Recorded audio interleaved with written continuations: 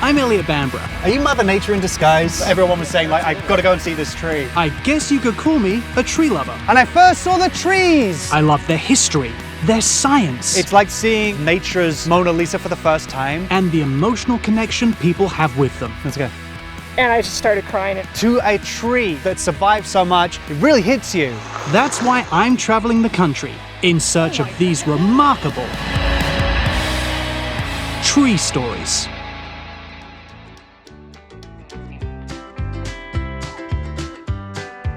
Magnificent mountains, meandering roads. Through Zona and Cali, my travels unfold. Towering, flowering, tall, short or wide, trees up ahead, their stories I eyed. The water, the waves, sunshine galore. The children all laughing, not knowing the lure. La Jolla, California, my destination, a tree. A story so special, I know you'll agree. A really bad storyteller would say to you that Theodore Geisel wrote a book in 1971 about a tree in this park.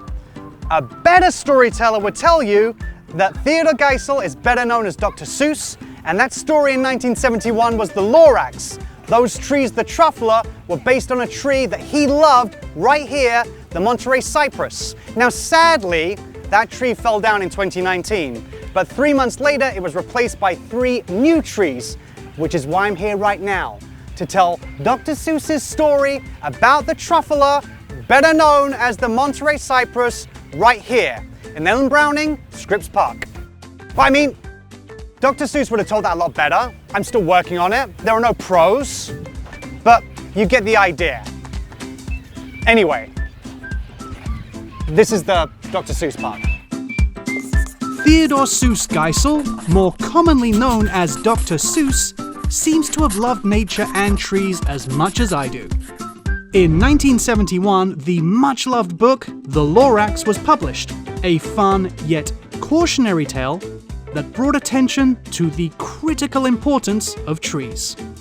At the heart of the story is the Lorax's plea to save the truffula, and the inspiration for the truffula tree, as the story goes, was a singular Monterey Cypress, which lived to be nearly 100 years old, whose unique shape was formed by the winds of the Pacific Ocean. The beloved author was said to have glanced at it from an observation tower in his nearby home and described its tall trunk with a large tuft of leaves on top. Did you know that there's something particularly interesting and famous about this park? Oh, I didn't. You didn't know that? Did you read Dr. Seuss when you were a kid?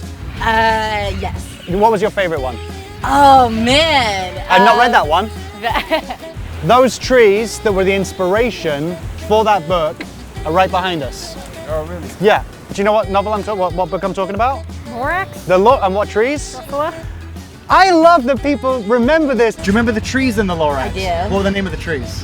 The truffula trees. Oh my goodness!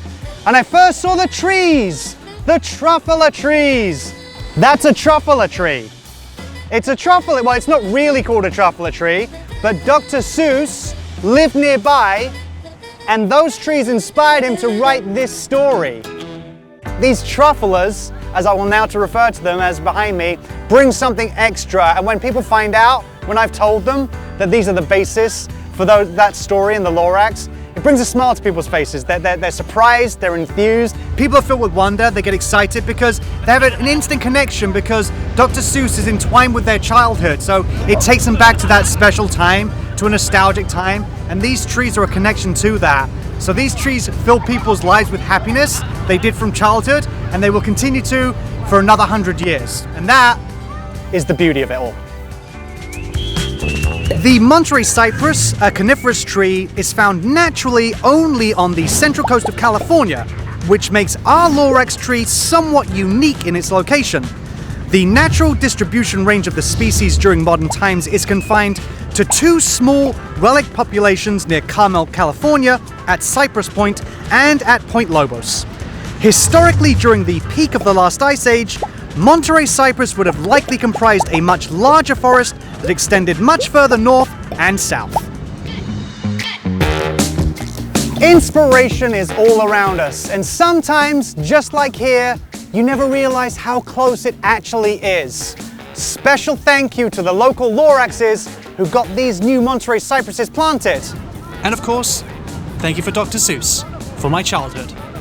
Mister, he said with a sawdusty sneeze, I am the Lorax. I speak for the trees. Dr. Seuss was ahead of his time in raising a generation of people like me who care passionately for maintaining healthy trees so they inspire years of new stories. And I guess in a way, that's my goal with this journey as I travel the country. Now I speak for the trees. Healthy trees increase in value with age. They increase property values, beautify communities, purify air, and save energy by providing shade from summer's heat and protection from winter's wind. Properly cared for, the trees we plant today could live for hundreds and hundreds of years. And of course, have their own stories to tell.